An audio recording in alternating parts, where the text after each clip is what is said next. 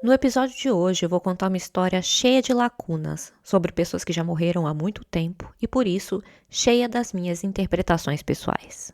Como qualquer narrativa, cheia de distorções. Também vou abordar temas que podem ser sensíveis para alguns ouvintes, como menção a suicídio. Então, continue por sua conta e risco. Eu sou a Aline Valek e você está ouvindo Bobagens Imperdíveis.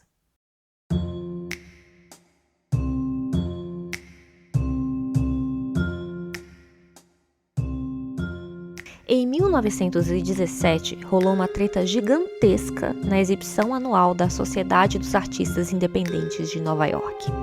A sociedade fazia essas exibições para apresentar artistas de vanguarda, então eles criaram esse espaço para mostrar o trabalho sem júri, sem prêmios, de forma aberta. Qualquer pessoa poderia expor, desde que pagasse ali a taxa de inscrição de $6, o que na época não era pouca coisa não, seria o equivalente a uns $150 hoje em dia. Eis que uma das inscrições causou o maior reboliço.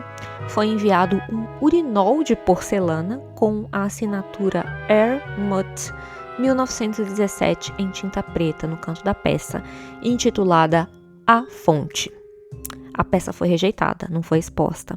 Rolou a maior discussão entre os membros da sociedade e a maioria viu aquilo como uma piada, que alguém estava tentando trollar a exibição. Como assim mandar um urinol como se fosse arte? Não podemos expor. Quer dizer que se alguém meter bosta numa tela e mandar pra gente, a gente tem que aceitar? Um dos membros bateu o pé. Eles teriam que expor sim, estava nas regras, era só pagar para participar. Além do mais, o urinol era sim uma peça de arte, mas o argumento dele não foi aceito.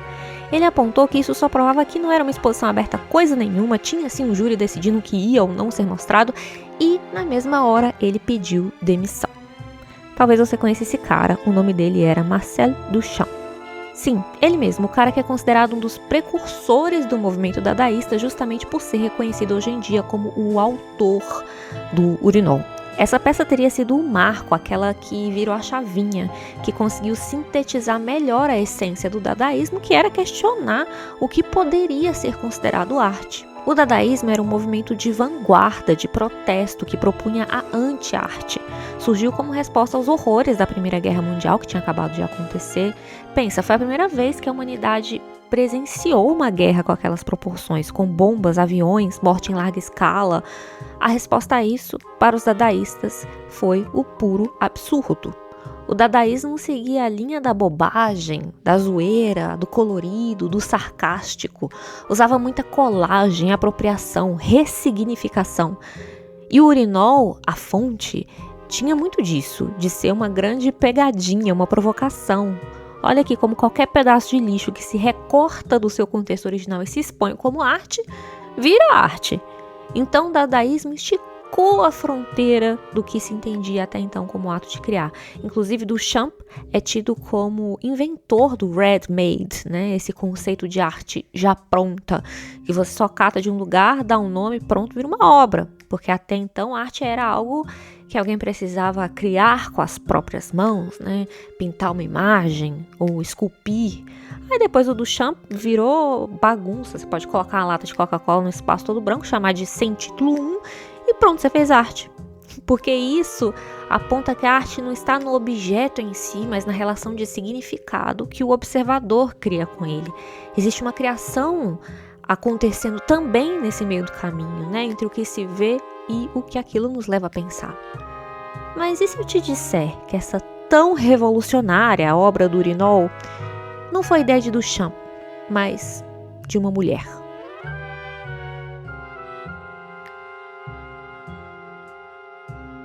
Eu já contei algumas vezes nesse podcast histórias de artistas mulheres que foram apagadas da história, como no episódio Tarot de Pamela, em que conta a história da Pamela Colman Smith, a artista por trás das ilustrações do tarô mais famoso do mundo, mas que por muito tempo não foi reconhecida. O tarô era conhecido apenas como tarô Rider-Waite, que era o nome do editor e do místico que encomendou as ilustrações para Pamela e que só recentemente passou a ser reconhecida, e hoje seu nome foi acrescentado ao nome do baralho, Rider-Waite Smith, mas para mim é só tarô da Pamela mesmo, porque sou íntima.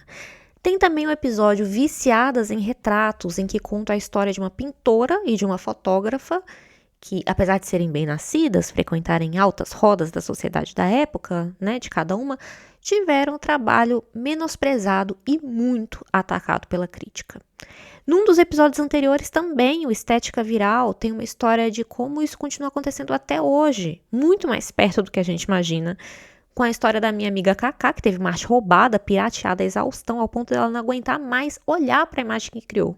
Aparentemente, esse episódio vai ser mais uma dessas histórias. Apesar de a gente já saber como funciona esse roteiro, eu vou contar como isso aconteceu com essa artista contemporânea de Duchamp, que hoje em dia é apontada como a pessoa por trás do nome Ermut, a provável autora de A Fonte, a pessoa que inscreveu a peça na exibição, uma mulher.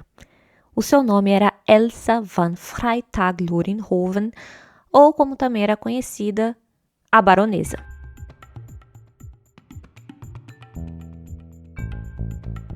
Elsa foi uma poeta, artista visual, pintora, modelo, performer e uma das precursoras do dadaísmo. Ela chegou a ser descrita pela amiga e editora Jane Heap numa revista de vanguarda da época da Little Review da seguinte forma, abre aspas: a primeira dada americana, a única pessoa viva em qualquer lugar que se veste dada, ama dada, vive dada.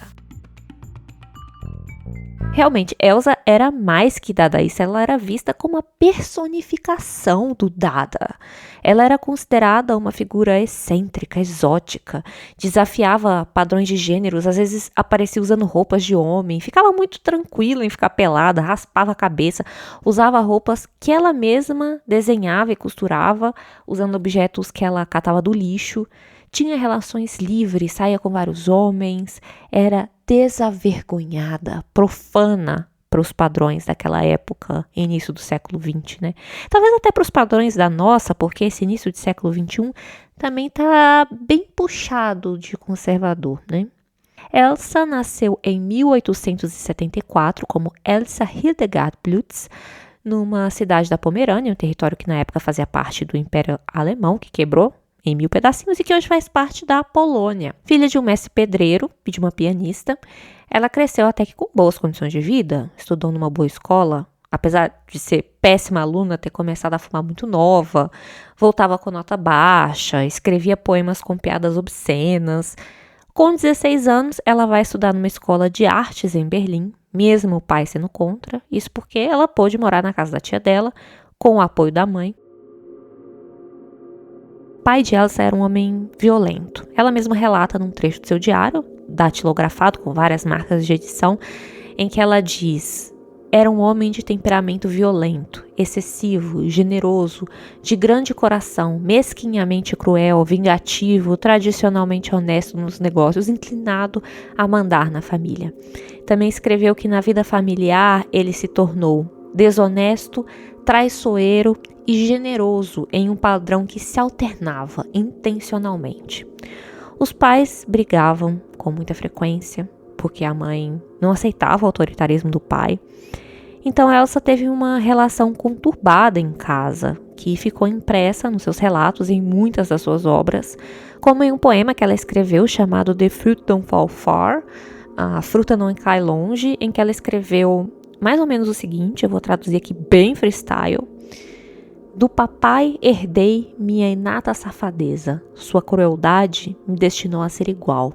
Uma semente brotada de uma pilha de merda, eu vim coroar o seu objetivo final. Da mamãe herdei o incômodo profundo, as algemas do reino que um dia sacudi, mas não deixarei tais correntes me prenderem ao mundo, e sabe-se lá o que essa pirralha ainda vai... Esse negócio de casamento? A gente dá de ombros. O que é pérola vira mijo, o elegante gera o obsceno. Gostar, aguentar, nada disso é urgente. E eu sou o resultado de toda essa porra.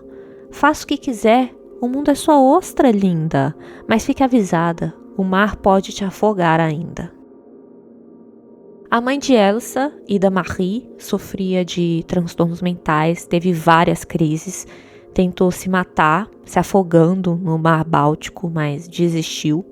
Passou dias desaparecida e quando a encontraram, ela foi internada em uma clínica psiquiátrica onde os médicos a diagnosticaram com um câncer de útero muito avançado. não dava mais para fazer nada. Ela acaba morrendo com a doença quando Elsa tinha 16 anos.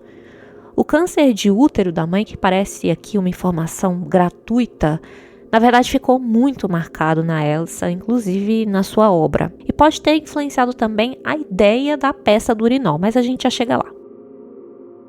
Depois que a mãe dela morre e o pai se casa de novo, ela volta para Berlim. Ela procura emprego nos classificados do jornal, vê um anúncio que interessa muito ela, de um artista procurando garotas com uma boa figura para posar como pintura viva, fazer tableau vivant, que era um formato de entretenimento da época. Vários modelos, atores posando em um cenário para imitar uma pintura. Era tipo aquela trend do Mannequin Challenge, sabe? Só que ao vivo. O povo daquela época se entretia com cada coisa. Chegando na entrevista, ela tem que ficar pelada. É a primeira vez que ela faz isso. E ela se amarra. Acaba sendo selecionada, se apresenta algumas vezes. Depois vai estudar teatro. Entra numa companhia em que encena algumas peças, viaja em turnê para várias cidades e aproveita esse clima de liberdade, esse ambiente mais aberto, mais livre, para explorar as suas experiências sexuais. Para o desgosto da tia, que tentou trazer ela para o caminho certo, fazê-la trabalhar na loja dela, mas ela percebeu que a sobrinha só queria saber de diversão e putaria. Elsa ficou um tempo viajando de lá para cá, fazendo seus frilinhas de modelo vivo, se apaixonando, estudando pintura e escultura. Quando passa um tempo em Munique, vira musa de uma turminha de místicos que se reúne semanalmente na casa de um poeta, vira aluna de um arquiteto alemão, August Endel, começa a ter um caso, se casam. Olha, tem tanto detalhe na história da vida pessoal da Elsa, dava uma série com várias temporadas, maior novela. Não vou narrar tudo aqui, o ponto importante para essa história é que ela teve 3 maridos. Esse, o Endel, que era muito mais velho que ela, e que corria a boca pequena, que não satisfazia ela na cama. Enquanto ela ainda estava casada com ele, a Elsa começou um affair com outro carinha chamado Félix, e ela chega a propor um trisal para o Endel, que não aceita, eles se separam. Nesse meio tempo, o Félix é preso, porque está devendo dinheiro, mas depois que ele sai da cadeia, os dois ficam juntos. Maior treta, o cara era um estelionatário, trabalhava de tradutor, mas sei lá como ficava devendo dinheiro para Deus e o mundo. Só sei que Elsa, sua então esposa, ajudou ele a forjar o próprio suicídio, para ele fugir das dívidas e eles irem para Nova York. Nem Glória Pérez pensaria no roteiro desses. O marido muda até de nome, passa a ser conhecido como Frederick Philip Grove. E em Nova York, eles continuam causando. Foi quando ela foi presa pela primeira vez por andar vestida de homem na rua. A notícia saiu até no New York Times. Deu em setembro de 1910 com a seguinte manchete. Ela usava roupas masculinas. Em passeio com o marido, Sra. Grove explica. Polícia libera o casal.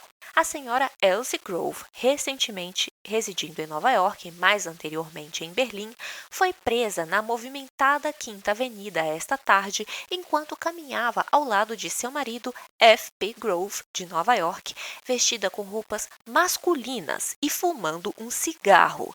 Tanto a senhora Grove quanto seu marido foram levados à Delegacia Central de Polícia e detidos como suspeitos. F.P. Grove e sua esposa afirmaram que eram alemães, que não fizeram e não pretendiam fazer nada de errado, e se não fossem liberados imediatamente, eles iriam apelar ao embaixador alemão em Washington na manhã seguinte, disseram. Não se sabe se cumpriram ou não a ameaça, mas esta noite foi anunciado na sede da polícia que o casal havia sido liberado. Eles foram autorizados a deixar a delegacia e seguir o seu caminho. O superintendente McQuaid emitiu uma declaração aos repórteres dizendo que a senhora Grove e seu marido explicaram que ela estava usando roupas masculinas apenas porque ela poderia andar melhor e acompanhar o passo do marido dela em um tour a pé durante suas férias. A Elsa foi criando a sua persona artística e a sua fama de excêntrica, de loucona, de dadaísta, antes mesmo de existir o Dada, com esses pequenos fragmentos, né, como esse episódio da prisão, esses pequenos detalhes que iam aparecendo na vida dela. Que foi como ela começou a sua carreira artística mesmo, né, catando objetos do lixo para fazer suas roupas, suas esculturas. Ela foi por um tempo moradora de rua em Nova York. Porque teve isso, o Frederick simplesmente abandonou ela lá, picou a mula e foi para uma fazenda no interior do Kentucky. A Elsa ficou na merda, morou na rua, aprendeu inglês nas ruas, foi presa algumas vezes por pequenos furtos em loja, mas ela dá um jeito de se virar, arruma emprego numa fábrica de cigarros, volta a trabalhar de modelo vivo e é aí que entra o terceiro marido. Elsa começa a sair com um cara que atendia pelo curioso nome de Barão Leopold von Freytag-Loringhoven. Pois é, daí que ela tira o nome artístico dela. Mas apesar do título de barão, Leopold também era um fudido. Ele trampava de garçom e de motorista, não era nenhum magnata, não. Ele tinha um título porque o pai tinha sido militar da Prússia e ele deveria estar no exército também, mas ele desertou e fugiu para os Estados Unidos também, escapando de dívidas de jogo. Outro! Pelo amor de Deus, Elsa, onde você encontra esses homens no lixo, igual suas obras de arte? Mas é lógico que se casam e ela não fala nada, que ela já é legalmente casada com outro homem, que ela nunca chegou a assinar o divórcio, pô, nada a ver. E aí, no caminho do cartório para se casar com Leopold, e atenção que era o ano de 1913, ela que tem esse hábito de prestar atenção em tudo quanto é entulho, encontra um anel de ferro grande, pesado, todo enferrujado e pensa, arte! Dá o nome de Enduring Ornament, ou enfeite duradouro, e leva para sua coleção. Pronto. Ali estava o primeiro objeto de arte ready-made da história, 1913.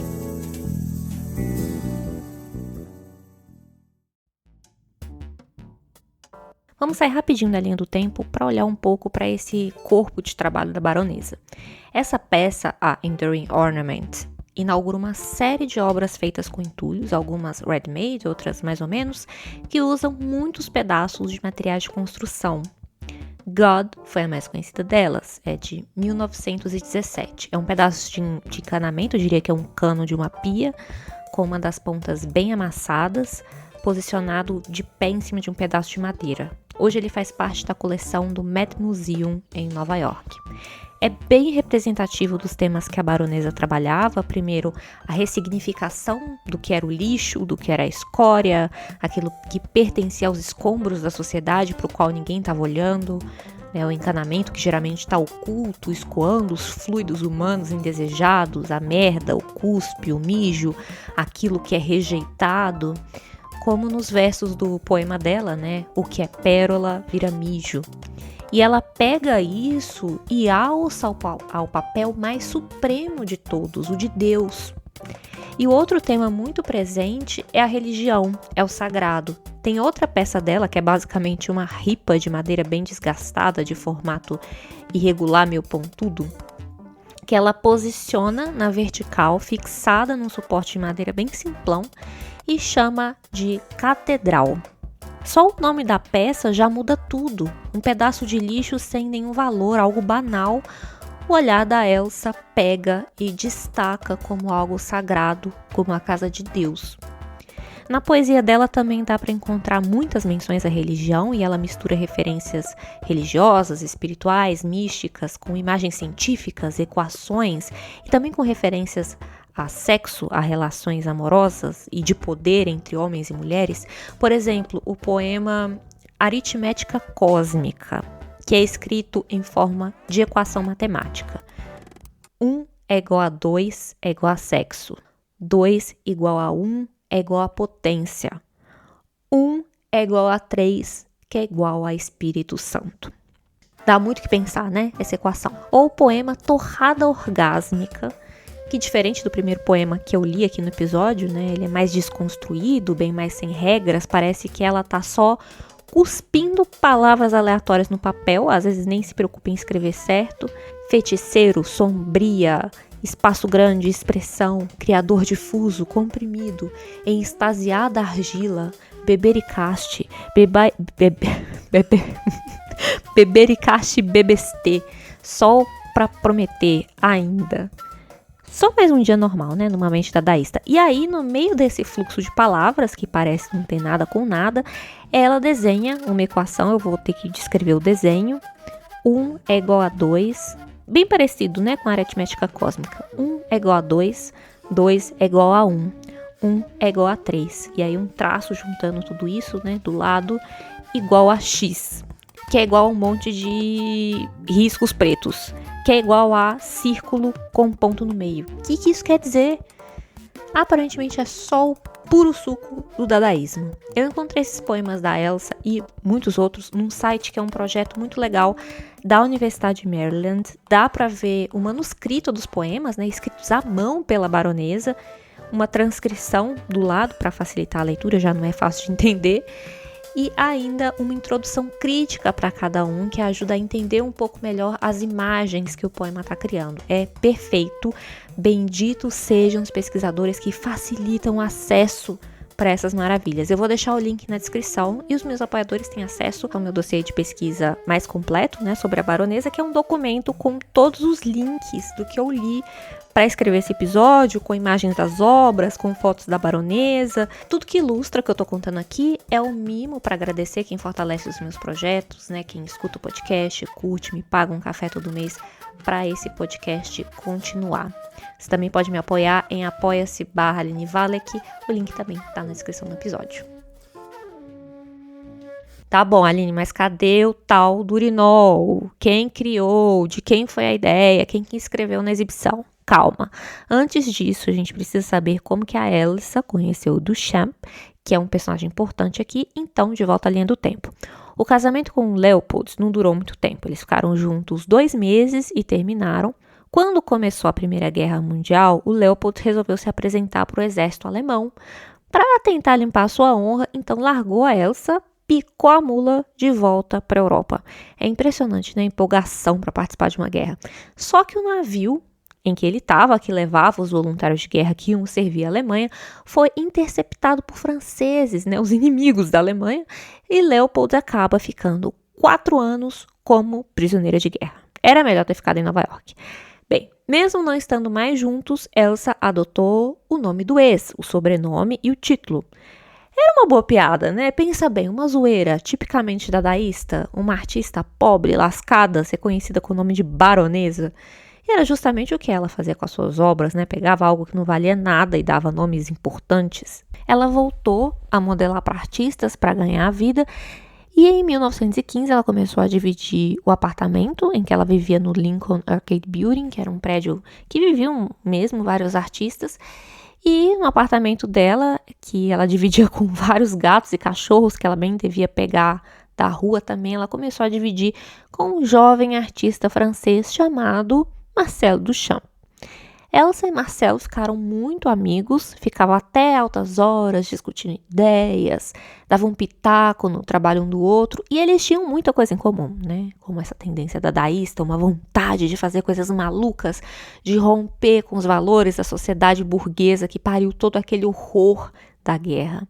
Inclusive sendo a própria arte um desses valores que eles questionavam, né? Do que pode ser arte, quem pode dizer o que é arte ou não, assim como padrões de gênero. Do mesmo jeito que Elsa costumava se vestir de homem, Marcel também se vestia de mulher. Ele criou até um alter ego feminino. O que se sabe é que Marcel realmente admirava a Elsa como artista. E nessa altura a Elsa já tinha alguma relevância entre os dadaístas. Já era considerada uma rainha dada, com o seu cabelo curto, com a sua cara carimbada, a sua roupa feita de retalhos catados do lixo com pena, gaiola de passarinho, papel amassado, bijuteria roubada. Era uma figura que roubava a cena, sem trocadilho. Ela já tinha até aparecido no New York Times, de novo, dessa vez para ser entrevistada, dizendo: "Minha forma de expressão é um protesto contra tudo que é convencional." Então, nesse ponto, ela já tem um trabalho artístico reconhecido no meio, né? Ela pinta, escreve, faz esculturas, cria figurinos, posa como modelo, faz performances. Nunca abandonou o teatro, né? Ela faz a sua vida uma grande performance dada. O Duchamp reconhece isso, tanto que ele chega a declarar, quando perguntam para ele se a Elsa era dadaísta ou futurista, e o Duchamp na resposta perfeita: "Ela não é futurista, ela é o futuro." Caralho, eu chego, me arrepia. Já a Elsa, bem, ela tinha um crush violento no Duchamp. Não era segredo para ninguém. Ela chegou a pintar um retrato do amigo no estilo dela, fez uma performance recitando versos como Marcel, Marcel, I love you like hell, Marcel. Numa tradução livre, Marcel, Marcel, te amo, desgraça. Ela também fez um retrato no estilo escultura feita de sucata, uma taça de vinho com um monte de penas, arames, uns pedaços de lixo para representar o Duchamp, tipo, olha querido, vi esse monte de lixo e lembrei de você. A Elsa tem uma linguagem de amor muito parecida com a dos gatos, né? Ela até tentava seduzir o Duchamp, mas até onde se sabe, ele nunca correspondeu. E aí, em algum momento, essa amizade azedou. Não se sabe se por ter sido rejeitada ou se por alguma outra treta, mas a Elsa agarrou um ranço do Duchamp. Pelo menos é o que dá a entender algumas coisas que ela escreveu, que pode também, talvez ela não ter um rancor tão a sério, talvez seja um pouco de zoeira, né? Por exemplo, em um poema, ela se refere a ele como Marcel Dushit, transforma o nome dele em merda. É em um poema de 1921, ou seja, alguns anos depois que eles se conheceram, depois até do Duchamp se envolver na polêmica com o urinol, que diz o seguinte: quando eu era jovem e tola, eu amei Marcel Dushit. Ele se comportava como uma mula, um pouco. É um poema que ela fala de outros homens que passaram pela vida dela e no topo da página ela desenhou 3 piroquinhas em formato de lápide no cemitério. Bem, antes de todo esse ranço, eles chegaram a fazer algumas coisas juntos, eles colaboravam com alguma frequência. Por exemplo, o Duchamp já publicou alguns poemas da Elsa numa revista que ele editava. E ele também andava com um fotógrafo chamado Man Ray, para quem a Elsa modelava com alguma frequência. O Man Ray tem algumas fotos da Elsa nua. E reza a lenda que em Nova York, em 1921, atenção para o detalhe que é no mesmo ano que ela escreve o poema chamando o Marcel de merdinha, os 3 resolvem gravar um pequeno curta, né, dadaísta, que consiste no quê? Na baronesa nua, na frente da câmera, e um deles, não se sabe quem, depilando a priquita da baronesa. Esse filme hoje não passa de uma lenda porque o Man Ray e o Marcel teriam destruído o rolo do filme durante o processo ou depois, não dá para saber por quê. E apenas um frame, um pequeno trecho desse rolo de filme sobreviveu. E é baseado nesse pequeno trecho, nessa pequena evidência de que essa loucura um dia aconteceu, uma cineasta norueguesa chamada Lene Berg, isso recente, tá? Reencenou esse curta que nunca existiu. Chama Shaving the Baroness, foi lançado em 2010. A destruição desse filme é mais uma evidência de por que a história da Elsa e a documentação de tudo aquilo que ela fez deixou várias lacunas e várias respostas sem serem respondidas. Muito do que se sabe hoje em dia sobre a Elsa e do que se fala e do que se reconhece ela como precursora do dadaísmo foi graças ao trabalho de pesquisadoras que recentemente começaram a resgatar essa história. Como, por exemplo, a pesquisadora canadense Irene Gamble, que publicou uma biografia da baronesa em 2003, e a escritora Siri Hustvedt, que escreveu em 2019 no The Guardian um artigo chamado Uma Mulher no Banheiro Masculino, quando o mundo da arte reconhecerá a verdadeira artista por trás da fonte de Duchamp. Esse artigo foi a minha porta de entrada para toda essa história, me deixando desde então obcecada pela baronesa. E o trabalho dessas pesquisadoras, e eu falo aqui no feminino porque a maioria das que eu encontrei estudando esse tema são mulheres, contradiz a narrativa considerada oficial que é contada sobre a origem dessa obra. Boa parte dos textos que eu consultei sobre a fonte sequer mencionam a Elsa. Está lá atribuído a obra a Duchamp e mais ninguém. Apesar da assinatura não ser do Duchamp, é do Tal Hermut, exceto no Wikimedia, né? Se você procurar a foto da peça original no Wikimedia, está lá atribuída a Elsa já. Então, algo está mudando. Mas o texto da Wikipédia é bem enfático ao dizer o seguinte: alguns sugeriram que o trabalho original é da artista Elsa von Freytag-Loringhoven, que a teria submetido a Duchamp como amiga, Mas historiadores da arte sustentam que Duchamp foi o único responsável pela apresentação de A Fonte. Então, a autoria dessa obra está em disputa. É uma verdadeira guerra de fontes para saber qual é a fonte da fonte. Mas tem uma evidência muito importante para esse caso. O próprio Marcel Duchamp, com suas próprias palavras, diz que a obra é de uma amiga. O único lugar em que ele admite isso é numa carta que ele escreveu para a irmã Suzanne para inteirar ela dessa treta que ele comprou lá na Sociedade dos Artistas Independentes. Ou seja, ele declarou isso de forma privada. E ele diz o seguinte na carta. Eu traduzi do francês com a ajuda do meu assistente Claude, que é uma inteligência artificial, porque eu não falo francês. Uma das minhas amigas, sob um pseudônimo masculino, Richard Mutt, tinha enviado um mictório de porcelana como escultura. O comitê decidiu recusar-se a expor essa coisa. Eu apresentei minha demissão e isso é um boato que terá seu valor em Nova York. Eu queria fazer uma exposição especial dos recusados nos Independentes, mas isso seria um pleonasmo. E um único verbo que ele usa nessa carta gerou uma infinidade de interpretações, que foi o verbo enviar. Essa amiga enviou para quem? Ela deu o urinol pro Duchamp e ele inscreveu? Ou ela enviou no sentido de inscrever? Ela mesma enviou para exibição. Acontece que com esse resgate da obra e da história da Elsa, agora é possível olhar para essa peça e ver nela mesma evidências de que a baronesa seria a autora original. Evidência 1. O urinol conversa com as obras da Elsa, que usam também materiais de construção. Vai até nesse mesmo tema, nessa mesma linha de peças de encanamento, como a peça God, que é a mais conhecida dela. E é também um entulho que é transformado com um título que soa importante, sagrado, A Fonte.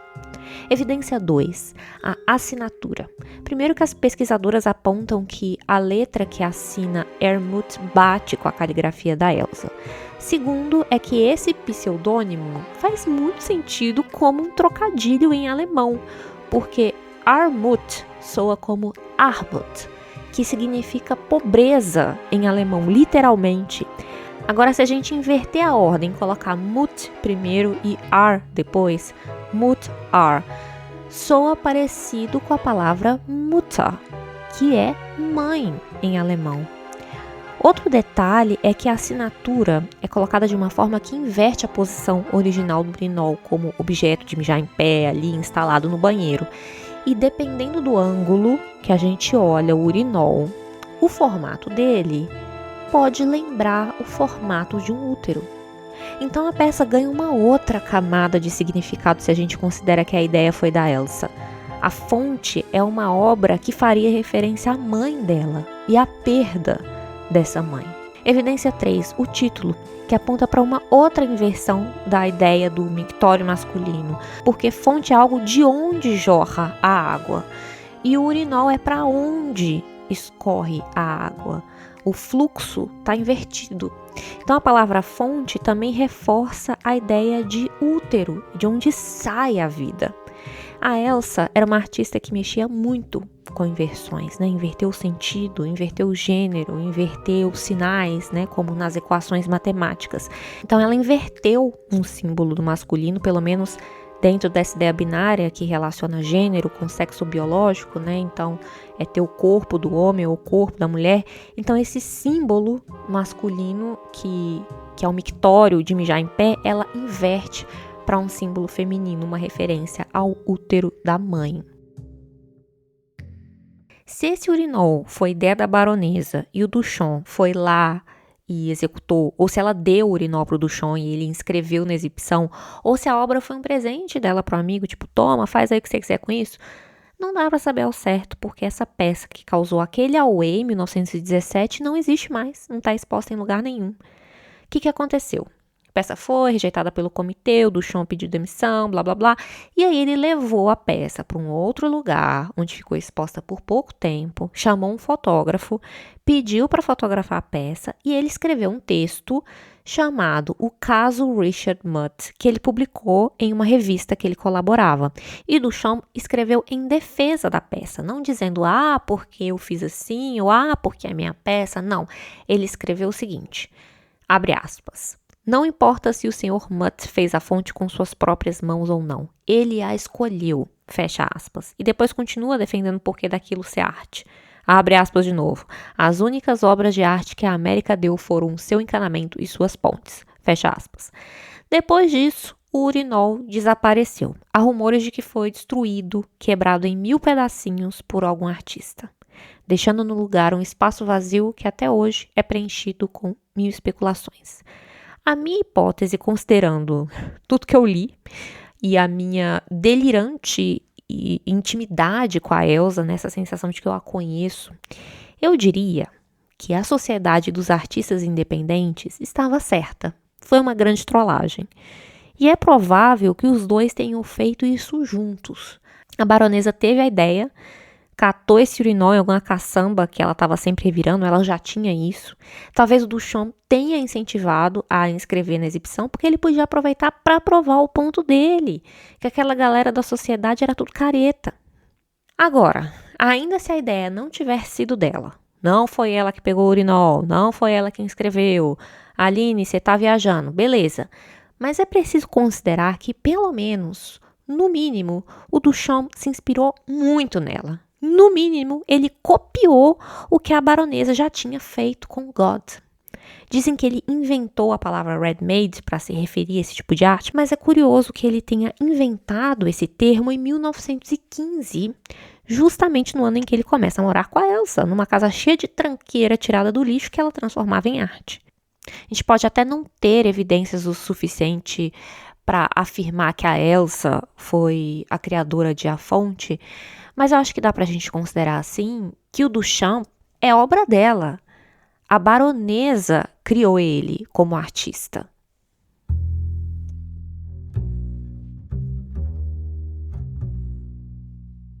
Esse também não seria o único caso em que a autoria da Elsa foi apagada das suas obras.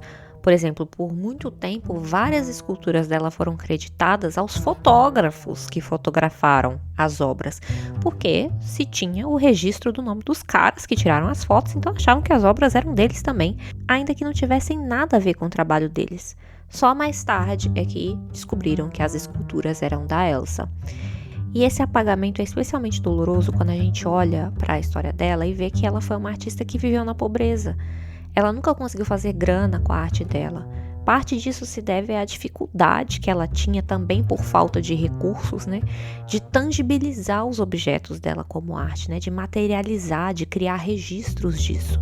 A principal obra de arte dela era intangível, era viver o Dada. E essa peça um dia também evaporou. Essa relação com Duchamp, os filmes desaparecidos, os urinóis dados ou roubados, não passaram de mais um episódio na vida louca de Elsa. Ela continuava a criar, escrever, publicou poemas tão ofensivos que foram censurados, chegou a ser presa por suspeita de ser uma espiã. Passou ainda vários perrengues, teve diversos outros amores não correspondidos enquanto ela viveu em Nova York. Até que em 1923, com a ajuda da amiga dela, Jane Heap, que publicava os poemas dela na The Little Review, ela arrecadou grana para voltar para Berlim. A Elsa volta para uma Alemanha arrasada depois da guerra, e ela paupérrima. Ela tenta pedir ajuda para o ex-marido dela, Wendell, mas ele recusou. O pai da Elsa morre e ela descobre que foi deserdada, não recebe nenhum puto de herança. Aí as coisas ficam complicadas. Arruma trabalho vendendo jornal na rua, é assaltada, começa a ter crise de ansiedade, ela se interna em um hospital psiquiátrico por um tempo. Ela tenta se mudar para a França para ver se as coisas melhoram. Lá ela tenta abrir uma escola de modelos para transmitir toda a sua experiência em ser modelo vivo, mas as autoridades fecham o lugar poucos meses depois porque ela não tem documentos. Elsa morreu em Paris em 1927. Ela é encontrada morta em seu apartamento, aos 53 anos, asfixiada por gás. A sua morte deixou tantas perguntas sem respostas quanto a sua vida. Não se sabe se foi um acidente, se ela esqueceu o gás aberto, ou se foi um encanamento que estourou, ou se foi de propósito que ela ligou o gás para se matar. De qualquer forma, é um fim trágico. Enquanto isso, com Duchamp, a fonte foi redescoberta na década de 1950, muitos anos depois de Elsa morrer.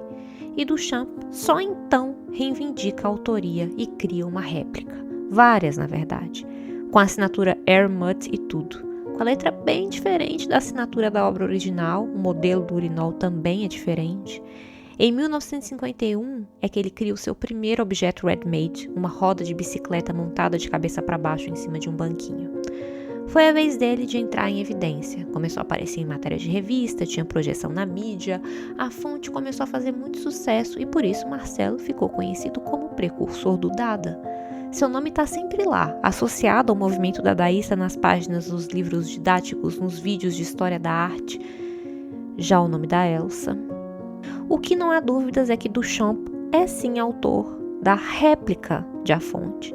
Também não dá para negar que até se encaixa no dadaísmo, que questiona o que é arte, que zomba do conceito de autoria, que é feito de pequenas e grandes apropriações, de tirar objetos do seu contexto original e apresentar como algo com outro significado.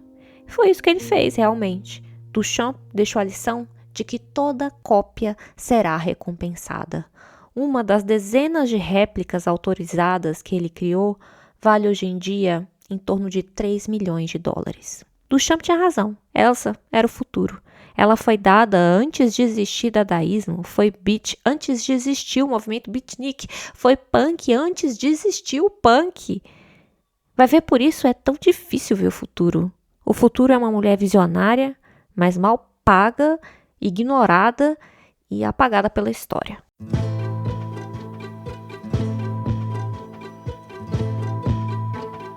Às vezes eu vejo a baronesa, com as suas plumas na cabeça, suas roupas brilhantes, dançando em um canto.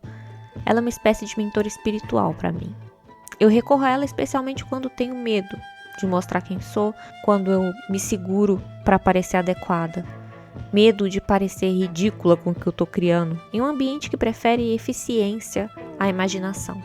Eficiência para engajar mais, para provar com números que você é boa no que faz. Eficiência para entender o padrão e se ater a ele, apenas reproduzi-lo à exaustão. O importante é se encaixar, pertencer. Então a baronesa aparece e insiste em me dizer algo, dançando em silêncio com seus movimentos esquisitos, equilibrando-se em um pé só. O que você está tentando me dizer? Ela ri da minha cara, chacoalha suas pulseiras e colares de bugigangas e diz: só faz sua parada. Pisca pra mim, dá um giro antes de desaparecer no ar, borrando os limites, como sempre soube fazer muito bem.